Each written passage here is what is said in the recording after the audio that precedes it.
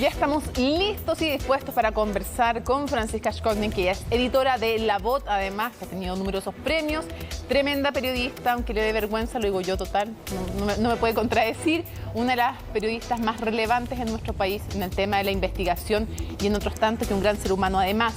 Esta presentación para que te dé harta vergüenza, Franziska. Muchas gracias por estar con nosotros. Y lo primero que quiero preguntarte es algo que nos han llegado muchas preguntas a través de redes sociales. ¿Qué tan difícil es la investigación de algo que es súper relevante? Saber quiénes son los dueños de sociedades, de bienes, de fortunas. ¿Cómo se realiza esto? ¿Qué tan difícil es en Chile, que es un país que a veces se jacta de ser súper transparente, pero encontrar esto no es que tú te metas a un buscador de sociedades y encontraste quién es el dueño final, es difícil? Bueno, normalmente es muy difícil en condiciones normales, porque son sociedades que están hechas en general para que no las encuentren, digamos, tratan de dejar la menor huella posible, no hay un registro público, por lo tanto es muy difícil. A veces uno se encuentra con ciertas huellas que dejan. Yo me acuerdo investigando, por ejemplo, las sociedades en paraísos fiscales de Pinochet, uno las encontraba en los conservadores de bienes raíces. En el caso de Piñera, hace algunos años encontramos una en el archivo judicial, dejando huella en otro documento. Pero en el caso de Pandora Papers, la gracia es que es una filtración, digamos. Entonces, hay alguien que hace llegar al Consorcio Internacional de Periodistas de Investigación estos casi 12 millones de documentos, y lo pone a disposición el consorcio de los periodistas, de estos 600 periodistas en todo el mundo, para que cada uno realice las búsquedas que tengan interés periodístico en sus países. Entonces, eso permite levantar un velo que en condiciones normales es muy difícil de visualizar, porque está hecho para ocultarse, digamos. Franziska, en el caso de Chile, por si alguien no ha seguido el detalle, estamos hablando de la principal revelación es que la venta de Minera Dominga por parte de los hijos del presidente Sebastián Piñera se hace a través de Chile y a través de otra parte de una sociedad justamente en Islas Vírgenes, en un paraíso fiscal, con además, que es tal vez lo que más ha llamado la atención, con una condición de que la tercera cuota se pagaba si es que no se cambiaban las condiciones de protección medioambiental que impidieran que Dominga, comprada por Albert Delano, que en el fondo es uno de los mejores amigos del presidente, si es que no se cambiaban las condiciones medioambientales que impidieran el proyecto. ¿Qué te ha parecido frente a esta revelación, que la estoy simplificando porque hay mucho más que eso, la respuesta del presidente Sebastián Piñera? Bueno, yo hubiera esperado que el presidente tuviera una visión crítica de esta operación que él dice no haber conocido. ¿Ya? Eso, él dice que él se desprendió de sus negocios, por lo tanto él no supo ni de la compra ni de la venta de Dominga, ni mucho menos de las condiciones del contrato.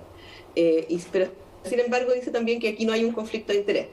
Y uno hubiera esperado que después de tantos años de haber sido cuestionado por el manejo de sus negocios y la relación, en el fondo, de los negocios y la actividad pública que tiene. Tú recordarás que él no quería vender sus empresas cuando asumió su primer gobierno. Sí, no ha sido un tema fácil para él.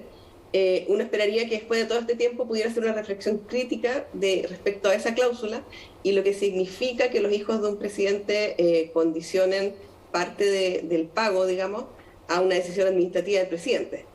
En cualquier país, yo creo, y en cualquier parte, esto habría sido muy, muy cuestionado, y llama la atención que él lo considere normal.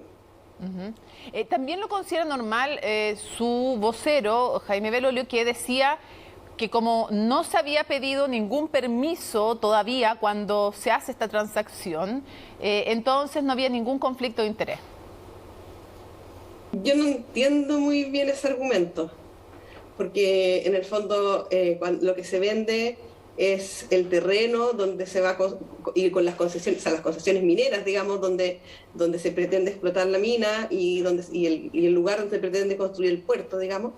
Y si lo importante era que las restricciones a su construcción no se pusieran antes del permiso, digamos. Una vez que el permiso está otorgado es muy difícil protegerlo ambientalmente. Así que la verdad es que no entiendo muy bien el punto. Otra de las cosas que ha dicho el gobierno, Francisca, es que esto ya fue investigado por el Ministerio Público, por el fiscal Manuel Guerra, y que los tribunales sobreseyeron de toda eventual responsabilidad al presidente de la República y que además todos los antecedentes eran conocidos desde que Bío Bío y también el desconcierto en otras investigaciones lo dan a conocer. ¿Cuál es la respuesta que ustedes como equipo dan a eso? Yo suelo responder con una pregunta. Mónica, periodista bien informada de televisión, ¿tú lo conocías esto? No, la verdad que el detalle, sobre todo la tercera cláusula, no tenía claridad ni de la profundidad ni otros antecedentes que ustedes dan. No tenía claridad de profundidad y sobre todo no sé efectivamente, hay un tema allí de cuánto se investigó y cuánto se quiso investigar. Lo que pasa es que la investigación de Bío Bío, que gatilla la querella contra Piñera, es la que está mencionada en el reportaje. Parte con eso, ese es el hilo de la historia. Ahí fue cuando nos enteramos de que Piñera había sido, la familia Piñera había sido dueña de Dominga originalmente.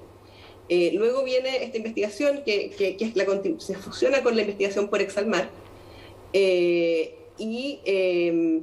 Y finalmente aparece esa nota de Bío Bío en que, no sé, en el párrafo 30 de la nota más o menos hay una mención a la cláusula, pero en que no se repara que hay un conflicto de interés, como si se dijera, bueno, y se estableció que esto se iba a pagar en 3 cuotas y de esta forma.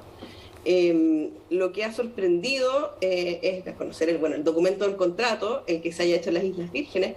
Se construyó un esquema societario para hacerlo específicamente allá, digamos, tanto por el lado de los vendedores como del comprador, que era Delano. Y por lo tanto, en la sorpresa general que hay ahora,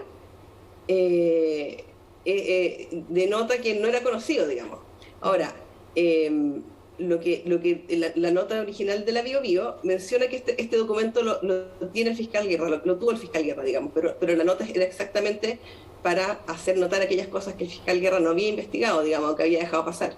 Por lo tanto, no sabemos exactamente si es que el fiscal Guerra lo consideró relevante o no, si es que hizo alguna diligencia al respecto.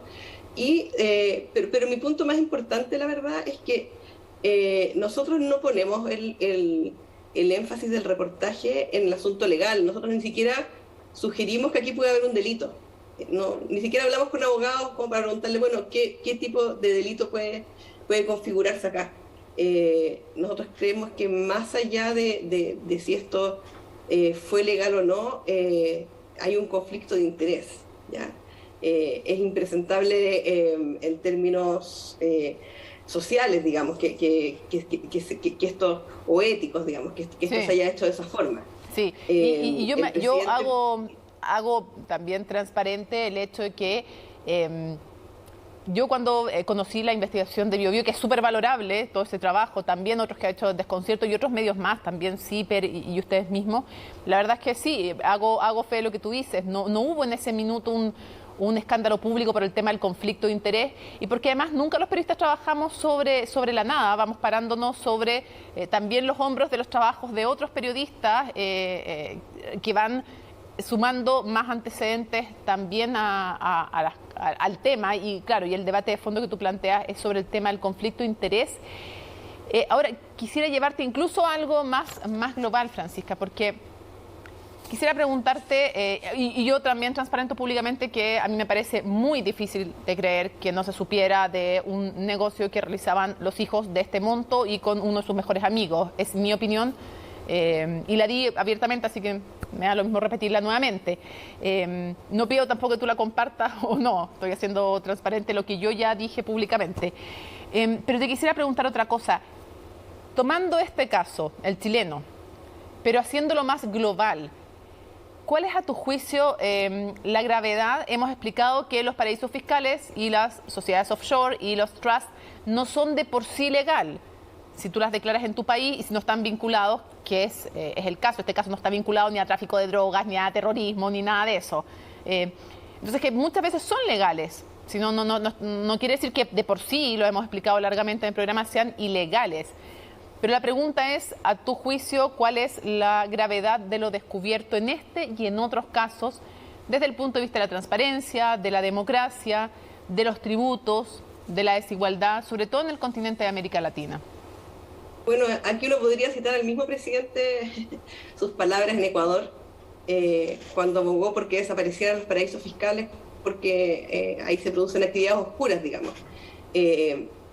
No hay una justificación clara que no sea ocultar la propiedad de las sociedades o pagar menos impuestos o esconder alguna transacción que justifique realmente el uso de paraísos fiscales, digamos. Por eso hay una gran presión internacional por aumentar los niveles de transparencia y en el caso del Consorcio Internacional de Periodistas de Investigación, por mostrar el volumen de transacciones que existen. Y en el caso de los tres presidentes que nombraste, que son el de Chile, el de Ecuador y el de República Dominicana, ninguno de los tres casos lo que se cuestiona es el origen de los fondos, digamos. Los tres son empresarios, gente que tenía dinero conocido, digamos, sino que estando en el poder mantengan esas inversiones y no se hayan dado a conocer públicamente, que es algo que es un estándar como mínimo que se exige a los gobiernos hoy en día, digamos.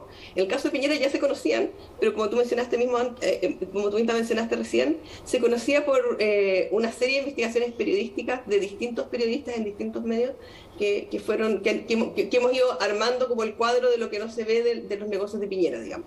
Y eso ha tenido algún efecto. Yo no sé si han sido las investigaciones periodísticas chilenas o los casos como Panama Papers, pero otra cosa que se comprueba en Pandora Papers es que Piñera fue cerrando esas sociedades en paraísos fiscales. Él llegó a tener 4, o sea, de la familia, pero sin contar esto de Minera Dominga, porque eso fue, ahí ellos son parte de una sociedad que tenía un 33% de la propiedad, digamos. Sí, pero había otras 4 sociedades en paraísos fiscales que eran familiares de los Piñera, digamos, y que abrió Sebastián Piñera antes de él ser presidente y cuando manejaba directamente sus negocios. Esas 4 sociedades empezaron a disolverse y a repatriarse los dineros, por lo que dicen, en febrero del 2018, justo antes de que él iniciara su segundo gobierno, digamos. Hay una que pasa de Panamá a Islas Vírgenes, que es la que controla el Parque Tantauco, y luego se fusiona y es trasladada a Chile. Hay 2 más en las Islas Vírgenes que se disuelven como entre marzo y mayo del 2018, y hay una última en Luxemburgo que se disuelve a fines de ese año, digamos. Eso me hace pensar, digamos, que por lo menos hay un avance respecto al presidente Piñera de entender que los estándares hoy día son otros, digamos, en cuanto a transparencia y entrega de información, y por lo tanto una buena señal además para un presidente es que tenga la plata en el país, o por lo menos que la maneje desde el país. Sí. Quiero cerrar con algo muy breve, si nos puedes resumir, para desmitificar algunas cosas. Ustedes nunca cuestionaron si se pagaron los impuestos de la venta de Dominga. Lo que viene en una segunda parte de la investigación de la BOT es si este dinero que reciben los 4 hijos del presidente Sebastián Piñera, si han tributado el impuesto de donación en vida, porque evidentemente ellos mismos reconocen que viene de una donación de sus padres y del interés de ese trabajo financiero que se hace después. ¿Hay algún antecedente que permita saber si se han pagado o no los impuestos? Y por último, para cerrar, ¿vienen o no vienen más revelaciones respecto de Chile? Mira, de Dominga no lo cuestionamos porque no sabemos, digamos. En ese momento Piñera la familia Piñera tenía una estructura societaria montada en las Islas Vírgenes, y lo lógico habría sido que los dineros se mantuvieran allá y se invirtieran allá y no se pagara el impuesto a las remesas, digamos. Pero ellos dicen que los dineros volvieron a Chile, digamos, y que se pagaron los impuestos. No tenemos forma de comprobar que haya sido de otra forma. En el caso de la familia, sí, esa es una pregunta que nosotros siempre nos hemos hecho. Nosotros hemos hecho investigaciones antes, y en el fondo sabíamos que hay todo un proceso en el cual Piñera empieza a traspasar la propiedad de sus sociedades a sus hijos, desde que eran niños, digamos, y después se lo traspasa incluso a los nietos cuando son bebés. Claro. Y y siempre nos preguntábamos si se había pagado el impuesto a las donaciones. Lo interesante de Pandora Papers es que ellos, al hacer una declaración de dónde vienen los fondos de esas sociedades en las Islas Vírgenes, ellos dicen que vienen de una donación del padre. Por lo tanto, se aumenta la necesidad de saber si es que esas donaciones pagaron el impuesto a la donación, que llega hasta un 25%. En el fondo es como una especie de traspaso de herencia en vida, y aquí quiero hacer un pequeño paréntesis respecto al tema de las herencias y el manejo de los patrimonios familiares en sociedades en paraísos fiscales. Yo sé que esto no es muy popular lo que voy a decir, pero las herencias son una forma estructural de mantener la desigualdad, digamos, de que la plata del 1% más rico se mantenga dentro del 1% más rico, pasándose a padres a hijos sin que los hijos tampoco hayan hecho nada por generarla, digamos. Y hay expertos en desigualdad que sostienen que eso es algo que debiera cambiar, o que el impuesto a la herencia debe ser más grande. Si además no se paga o se traspasa en vida sin pagar impuestos, el impacto es aún mayor, digamos. Claro.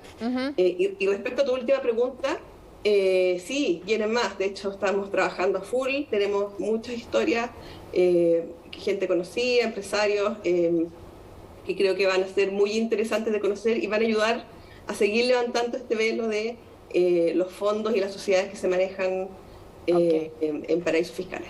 Vamos a seguir muy atentos entonces. Francisca, tú lo mencionabas, el tema de la herencia es un tremendo tema.